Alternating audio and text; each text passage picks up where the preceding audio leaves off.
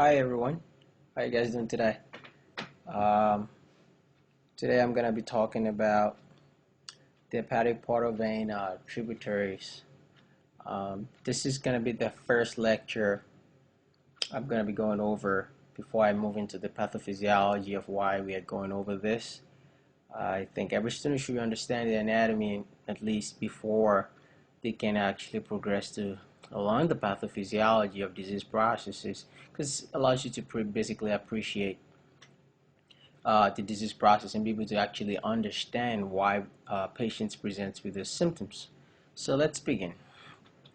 So I'm going to basically point out the most important structures. This looks like a busy slide. But overall, I think you just have to know actually very few things. And once I go through, you get the hang of it by the end of this lecture. So the first thing I want you to notice is the liver.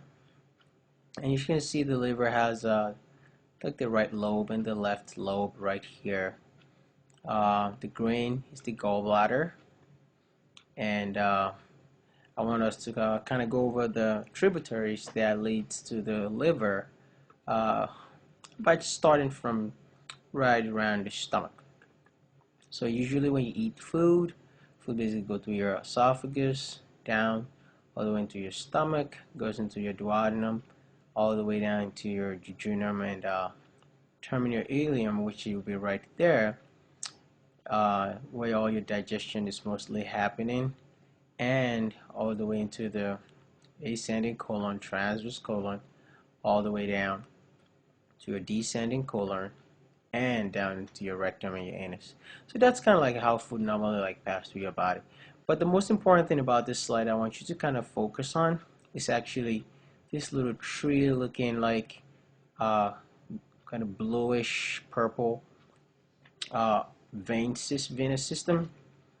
First, I want you to notice that most of the digested products, food substances, actually been dumped back from the descending colon, the sigmoid, and they're basically going all the way through your inferior mesenteric vein. That's all you need to know. This extra stuff, maybe for your anatomy class, sigmoid rectal veins, but for the purpose of this lecture and the clinical application, which we'll talk about in the next lecture, you can see here I highlighted in yellow the inferior mesenteric vein. Also, I want you to notice that if you trace that as it's going all the way, it forms a confluence with this vein also draining from your spleen, so that's your splenic vein. And I just want you to take note of that, that your splenic vein and your inferior mesenteric vein joins together actually to form the splenic vein. And you can see it right there. So that's an important thing to know. This will also join with this big vein, which is basically a tributary of different anastomosis. But the most important thing you have to know is the superior mesenteric vein. And the superior mesenteric vein and the inferior mesenteric vein, which is actually uh, joining with the splenic vein, as you can see, it drains actually into the splenic vein. Both of them form together to form this hepatic portal vein. That's the most important vein. I think every student needs to know that, because when we talk about portal hypertension, this is what we are referring to right here. But I'm not going to go into great details.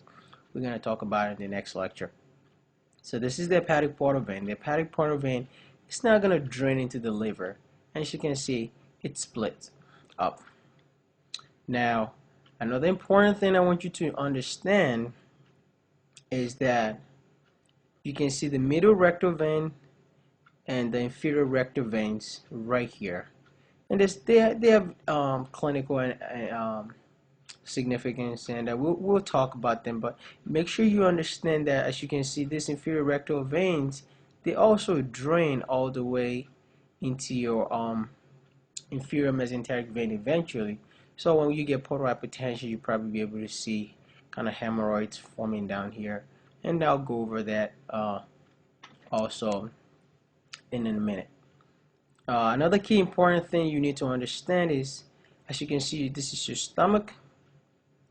This is it has a fundus and has the greater curvature, kind of the lesser curvature right here. I kind of want to drag your attention right here to see that there's this esophageal veins They're actually wrapping around your esophagus, and they also drain into your left gastric vein, which basically form this kind of wire loop and drains also into your portal vein. Also, another branch that's coming to drain into your portal system are these paraumbilical veins, and you can see how they both drain into your portal vein, and eventually stuff that goes into your portal system goes eventually drains into your central vein, which eventually exit out through the liver through the hepatic vein, which is actually not shown on this picture, and that will be draining into your inferior vena cava. So in general, that's the anatomic relationships I think you should understand, because when I talk about portal hypertension in the next video, and I'm just going to touch a little bit about it right now, but you'll be able to see me in the next lecture, and we'll go into details of the clinical applications you need to watch out for, the signs and symptoms patients are going to present with, and also the treatment options.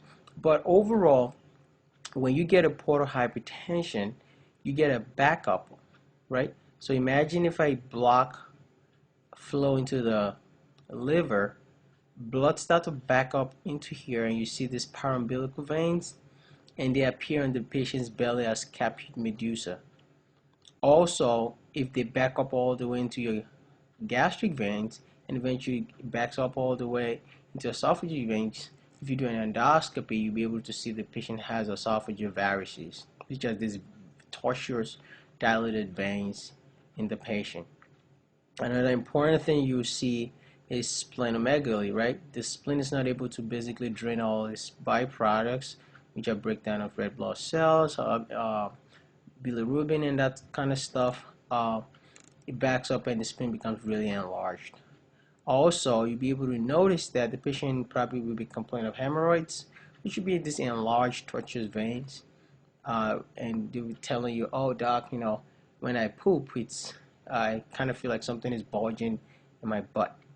And that's basically because the inferior rectal veins are all distended, and it's kind of like pushing into the anal canal. So those are the basic clinical relationships I want you to know for this for now.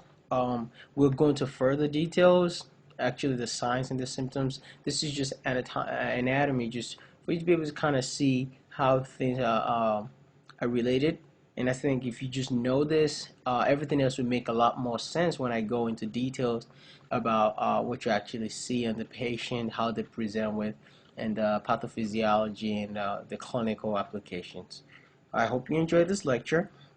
Please subscribe to my videos, and I'll be coming up with more videos as time goes on. Thank you for your time. Take care.